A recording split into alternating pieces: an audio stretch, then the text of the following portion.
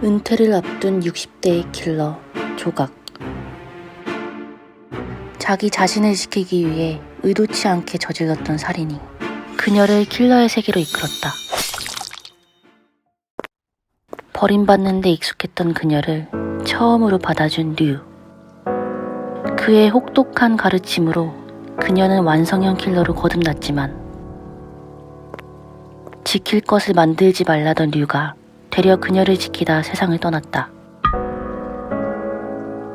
이제는 데모라 불리는 그녀도 세월 앞에선 속수무책이다. 언젠가 쓸모를 다해 버려질 것이 두렵다. 그러던 어느 날 그녀에게 지키고 싶은 존재가 생긴다. 잊었던 감정이 싹트기 시작하면서 그녀는 자신의 쓸모, 나아가 삶의 온기를 되찾아간다. 구병모의 장편소설 파과라는 소설인데, 나는 이 소설을 읽자마자 떠오르는 단어가 쓸모라는 단어였거든? 이 소설 전체를 관통하는 뭔가 한 단어인 것 같기도 하고, 쓸모라는 단어를 들으면 어떤 게 떠오르는지 한번. 내가 가진 것 중에 쓸모없다고 얘기를 굉장히 많이 들은 게 이제 미니어처들. 내가 가진 미니어처나 장난감이나 뭐 가차샵에서 뽑은 그런 조그만 것들인데, 근데 남들이 보기에는 사실 쓸모없는 것처럼 보일 수가 있어. 그리고 심지어 나도 가끔 그런 생각이 들기도 하거든. 이거를 사면서 내가 원하는 거를 갖게 되면은 언제든지 이거를 보고 싶을 때 보고 만지면서 즐길 수 있다는 행복감이 들거든. 키덜트도 나름 이제 재테크를 할 정도의 진짜 규모가 엄청 커지고 있으니까 누가 보면 그것도 쓸모가 있는 거지, 돈벌이가 된다면. 나는 이제 쓸모라고 하면 취업이나 이직 같은 단어들이 막 떠오르더라고. 아직까지도 그걸로 인해 약간 나는 고통받고 있는 상황이다 보니까, 그러니까 이런 취업이나 이직에 대해서 실패가 계속 거듭되면은 내가 쓸모없는 존재인가? 근데 이제 파과처럼 오래돼서 더 이상 못 쓰게 되는 그런 의미가 아니라, 나는 내 그냥 능력치가 부족해서 자격이 안 되는 거에 대한 약간 자괴감? 이런 감정이 먼저 들었어, 나는. 감정. 파과 진짜 그냥 못 쓰는 과일이잖아. 그냥 책을 읽으면서 계속 과일이 나와. 파과라는 제목은 진짜 그냥 단순히 과일을 의미하는 것일 거다. 무용이 될 수도 있고 조각이 될 수도 있고 비유를 하는 거겠지라고 이제 생각을 했지. 파과를 검색을 해봤어. 그래서 그 파과진연이라는 뜻이 있더라고. 그러니까 파과가 여자의 나이 16세를 이르는 말이 있고 남자의 나이 64세를 이르는 말이 있는데, 그러니까 둘 다 이팔 청춘으로 뜻한대. 그러니까 청춘의 의미로 해석을 할 수도 있는 거지. 그러니까 60대 여자인 할머니 조각도 진짜 잘 익은 과일처럼 탐스럽던 소녀 시절이 있고, 어리고 낭랑해서 무언가를 열렬히 탐하고 누군가를 흠모하는 마음을 품은 시절이 있었고, 그런 청춘이 있었던 거지. 그치. 그래서 이거는 그냥 청춘에 대한 또 이야기, 그 청춘을 그리워하는 이야기, 이렇게 또 느껴졌거든. 청춘 시절은 우리의 인생에서 반짝하고 빛나다 꺼지고, 그러니까 너무나 아름답기에 찰나인지 찰나여서 아름다운지 모르겠고, 마치 아주 탐스럽고 먹음직스럽지만 너무 달아서 이내 물러져 버리는 과일 같은 그런 게 청춘이 아닐까. 못 먹는 과일이기도 하지만 한때는 정말 찬란했던 나이. 되게 신기하다. 파과라는 똑같은 단어인데 반대되는 의미를 가지고 있다는 게 되게 신기하다. 나는 이거에 대한 얘기도 안 할 수가 없을 것 같아. 장문과 화려한 이 문장에 대해서 어떻게 읽었는지. 이 회사는 대모님이 세운 거는 다름없기 때문에 손 실장님이 특별히 정리하는 차원에서 맡기는 업무인 만큼, 처음에 나오는 정리는 인정과 도리, 두 번째로 나오는 정리, 우리가 아는 그 정리인데 언어 유희 같은 표현을 쓰고 불필요하다는 생각이 들었어. 물론 우리가 이제 잘 사용하지 않는 단어, 잘 몰랐던 단어를 이제 꺼내어 주어서 생각하게 만들고 약간 하는 건 되게 좋지만, 그게 계속 반복되다 보니까 지치더라고, 약간. 근데 좋았던 부분이 있어. 로맨스 서사에 되게 잘 녹아들더라고. 이게 류가 조각한테 이제 훈련을 시키는, 한 번 정을 댄 바위는 언제나 제 모양을 기억하고 함부로 흐트러짐이 없었다 하는데, 이게 너무 조각의 마음과 같으면서도 비유를 너무 찰떡같이 잘한 거야. 감정이 너무 뛰어다니는 거야 이게 내 마음속에서 내 상상 속에서 이런 내용이랑 잘 어울린다 이 문체가. 조각 자체가 약간 좀 성숙한 사람이고 상식적인 사람이라서 그 예의 선을 지키는 왔다 갔다 하는 그 간당간당함이 되게 재밌었던 것 같아. 혼자만의 긴장감. 그치. 혼자만의 긴장. 근데 약간 류도 약간의 여지를 주고 약간 어. 그런 게 되게 막 이 문체랑 어울려지면서 와 이걸로 가야 되는데 이거는 가슴에 깊이 꽂힌 나이프가 밤 공기를 타고 얇게 떨리고 있다. 문장이 너무 섹시한 거야. 보자마자 난 소름 돋았어 솔직히. 투 말인데 이제 내가 당신에게 뭐라고 하면 좋을까. 이것도 로맨스 그거잖아. 뭐 전체적으로 문체가 막 되게 화려한데 냉정해 보이거든? 그냥 날카롭고 뭔가 그런 느낌이 드는데 이런 문장 한 번씩 나올 때마다 장난 와. 아니야. 근데 솔직히 말하면 투우가 왜 저러지?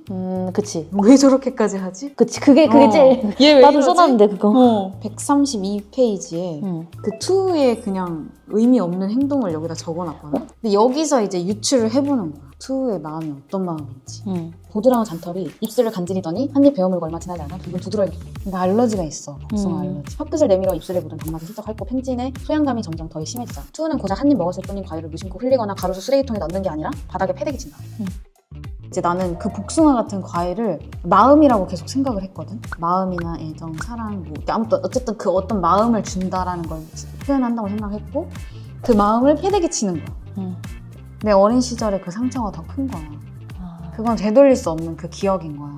자기 아버지를 죽인. 어. 조각을 좋아하지만 증오심 때문에 이게 어떻게 할 수 없는 그 마음이 있는데 그게 이제 커서까지 약간 잘못된 애정 표현으로 맞아. 표현을 하는 건데 계속 갈등하는 모습을 난 좀 더 보여주면 좋을 것 같다고 생각이 들었거든. 그래야 약간 투우한테 좀 더 우리도 애정이 가고 연민도 가고 약간 캐릭터에 연민이 가는 순간 그 캐릭터를 약간 사랑하게 되잖아. 그런 게 있으면 투우라는 캐릭터를 조금 더 주의 깊게 보일 텐데 생각보다 존재감이 없어서 나는 좀 아쉬웠다. 조각의 감정은 그 류의 죽음 이후에는 이제 멈춰 있는 거야. 감정이 거기서 더 이상 성장하지 않았어. 겉모습은 이제 계속 늙어가고 있는데 딱 그 나이 때쯤이 이제 강 박사랑 이렇게 사랑을 나눠도 이제 이상하지 않을 법한 그런 나이인 거지.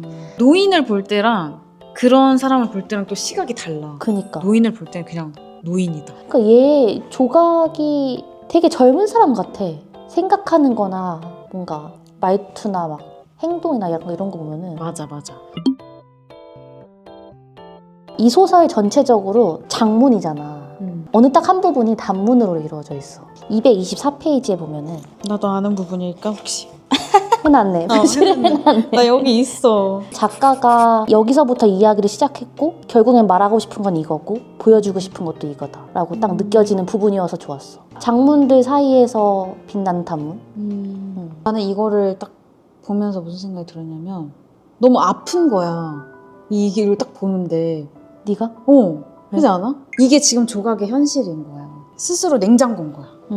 복숭아라는 것 자체가 엄청 달고 무르고 맛있고 막 즙도 많고 막 이러잖아. 젊은 시절에 조각이 품어왔던 그냥 그 마음인 거야. 마땅히 펼쳐야 할 시기에 꺼내지 못한 마음들을 그냥 자기가 담아뒀던 거야. 근데 결국엔 다 어떻게 됐어? 썩었잖아. 최고의 시절에 누군가 입속을 가득 채웠어야 할 그러지 못한 지금은 시큼한 시치를 풍기는 덩어리에 손을 뻗는다. 마땅한 시간에 펼쳐지지 못한 그런 마음과 청춘은 그 마땅하지 않은 60대의 나이에 한스러움으로 남아서 그거를 스스로 끄집어내면서 울분을 토하는 거지. 사람들은 자기가 가는 곳이 어딘지도 모르면서 꼭 남더러 갈 곳을 끈질기게 묻더라. 당신 지금 자기가 뭐 하고 있는지 정말 알기나 해? 아는 건 단 하나. 목적지는 몰라도 하여튼 가고 있다는 사실뿐이지. 그러니까 비현실을 읽다가 갑자기 이게 딱 돌아오는 느낌? 그냥 작가가 나한테 하는 말 같은 느낌이 딱 들었어. 근데 결국에는 목적지는 몰라. 하지만 가고 있어. 지금 내가 딱 그래. 그러니까 모두가 그렇게 살고 있잖아, 어떻게 보면은. 그러니까 목적을 생각하고 움직인다고 해서 꼭 그렇게 되는 건 아니잖아. 맞아, 그것도 그쪽으로 아니고. 가는 것도 아니고. 세상에서 자기가 제일 잘난 듯 싶었던 이 막내의 유일한 장점이 타인의 불행에 대해 공감하는 능력이라면 데리고 있으면서 쓸만하게 키워보아도 되겠다고. 애써 미소 지으며 대답했다. 잘했다. 이게 왜 있지? 라는 싶은 부분이기도 하면서 되게 이게 진짜 핵심인 부분인 거야. 정말 그 아이러니하게도 그런 남의 불행에 공감하는 능력이 나를 살려. 무용도 어떻게 보면 이제 자기랑 비슷한 처지인 것 같고 그 안쓰러운 마음에 데려와서 키우잖아? 조각이 무용을 살린 게 아니라 무용이 조각을 살린 느낌. 맞네. 결국에는 걔가 있어서 내가 조금이라도 뭔가 살아서 움직이려고 하고 뭔가를 하려고 하고 하잖아 자꾸.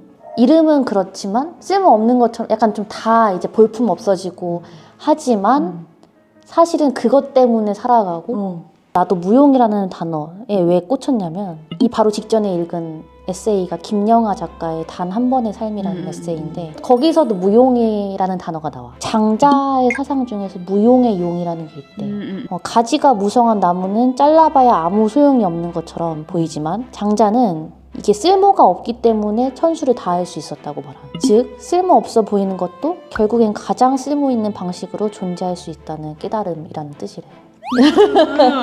이런 고전에서 이런 철학이 있었던 거지. 근데 이게 여기에 잘 녹아져 있었고 은지는 그거를 이제 몰랐는데도 불구하고 느낀 거지. 소설을 읽음으로써. 비슷한 내용은 어쨌든 같은 시기에 읽은 거잖아. 근데 에세이로 읽었을 때는 되게 다이렉트로 와닿는 말이었어 이게. 근데 소설로 읽었을 때는 한 번에 와닿진 않아. 곱씹어보게 되고 그러는 순간 그게 내 얘기라는 거를 알았을 때 감동이 배가 되는 거야. 그 순간 주인공한테 애착이 가고 주인공이 사랑스러워지고 결국엔 이 주인공과 닮은 나 자신이 꽤 괜찮아 보이는 그런 순간도 오기도 하고. 너무 멋있다 지금 얘기. 그래서 이게 소설의 순기능이고 감정 때문에 약간 나도 이제 희망을 품게 되는 그런. 맞아. 일단은 나는 21년부터 이 책을 읽었는데 끝까지 이 책을 못 읽었어. 또 다시 읽게 돼서 좋았던 점은 뭐냐면 수원이랑 컨텐츠를 같이 하면서 이제 책을 그냥 읽는 게 아니라 그러니까 분석하면서 읽기 시작했다는 점이 나는 지금 너무 좋은 거야. 그래서 그 전에는 내가 전혀 와닿지도 않았고 이런 생각도 들지 않았던 그냥 진짜 그냥 지나치던 문장들이 하나하나 모든 게 다 의미가 있고 독서록을 쓰고 얘기를 하고 하는 지금의 내가 파과를 읽게 돼서 되게 좋았다라는 생각이 들더라고. 그래서 좋은데? 나는 이 설정 자체가 편견을 깨주는 느낌이 들었어. 조각은 과거에는 류를 흠모했고 현재는 강 박사를 흠모하잖아. 그리고 투는 조각을 흠모하는데 하지만 그 관계는 우리 통상적이진 않잖아. 특히 가장 파격적인 설정은 조각이 60대 여성의 킬러라는 그 점이지. 그래서 이제 이런 평범하지 않은 설정들을 받아들이기까지는 시간이 좀 걸렸거든 사실. 곱씹어 보니까 주인공의 성장이 주는 의미가 대단하다. 그러니까 모든 틀을 깨고 결국엔 다시 시작하잖아. 그게 이제 네일샵에서 예약을 하고 네일을 받고 가는 걸로 이제 시작이 되는 건데 다시 시작하는 데는 나이고 뭐고 없다라는 위로를 받았고 근데 나는 이제 아직 30대 초반인데도 불구하고 늦었다는 말을 되게 많이 하거든. 근데 그런 감정은 보통 시작도 하기 전에 갖는 두려움이야. 근데 그 두려움은 사실상 사회적으로 만들어진 기준에 나를 맞추려다 보니까 그 두려움이 생기는 거거든. 앞으로 어떤 시작을 목전에 두고 있을 때 망설여질 때가 있으면 이런 조각을 떠올려 보는 것도 되게 사는데 큰 도움이 될 수도 있겠다라고 너무 멋있다. 생각이 들었어.